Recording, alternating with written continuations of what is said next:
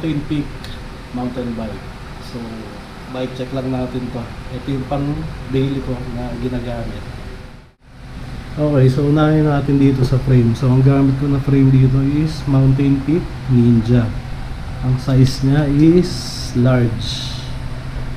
Tapos meron siyang headset na tapered na gumagamit ng 44 and 54 na headset.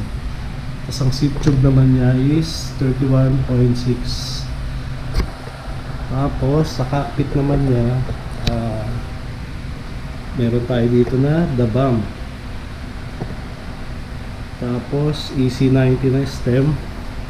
Specs naman niya is 70mm na may 17 degree. Tapos sa handlebar Keichi na carbon. Ayan. Tapos sa grip natin is Pro-Palm lang, no, na may rest dito. Tapos nilagyan ko rin siya ng bar end na aluminum, kulay black. Tapos sa seat post natin EC90 rin na carbon, Lodi. Tapos nilagyan ko lang siya ng rubber para hindi siya pasukin ng dumero. Tapos seat lamp natin is Mountain Peak din, size na is 34.9. Tapos sa saddle ang ginamit ko is Velo, no? Kasi medyo sumasakit yung gut natin, so pinalitan ko muna ng medyo malapad, tsaka okay to, lambot, sarap sa ride. Ayan. So punta naman tayo dito sa fork. Fork natin is rigid fork na Mountain Peak. Ito is yung RGF 629. Ano na nga pala to, no? Internal cabling na. Ayan. Diyan sa lalabas.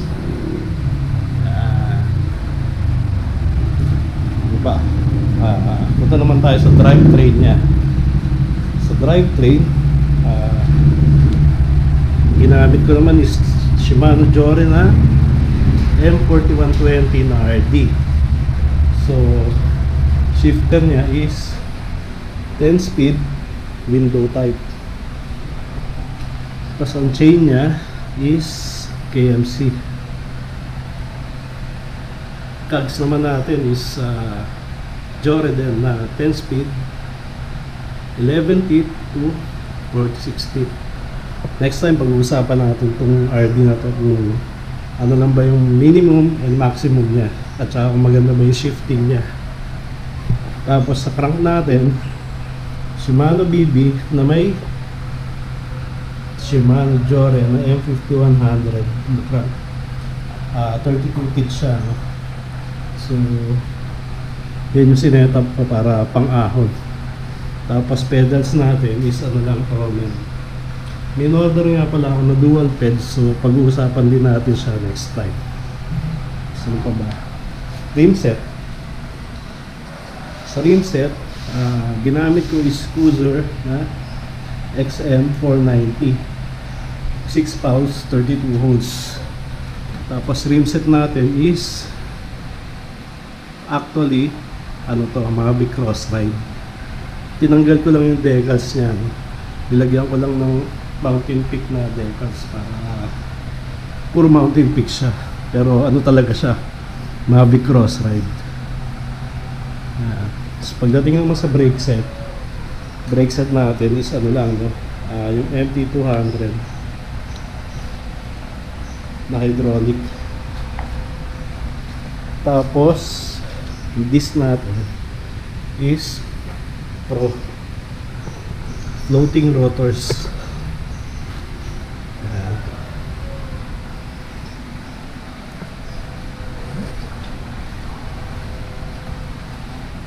Yan siya. So ayan yung pang daily ko na ginagamit every weekend. Yung tires pala natin, no? Kenda na may size na 29 by 1.95. So ito na yung pinakamanipis na pwede nyo magamit sa MTB, no?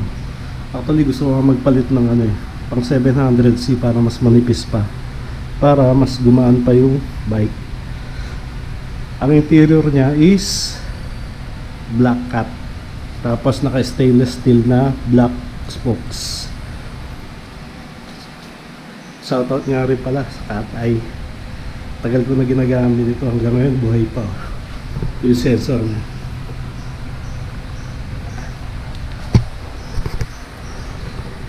Tapos naglagay nga rin pala ako ng taillight, smart taillight ng Rock Bros. Shoutout kay Kyle, thank you. Tapos rubber din dito sa rack para hindi magasgas yung dulo natin. So yan lang yung quick review natin dito sa daily ride ko, daily bike na Mountain Peak Ninja. Next time, pag-usapan naman natin yung mga ibang parts na kinabit ko rito. So abangan nyo na lang sa next vlog. Okay?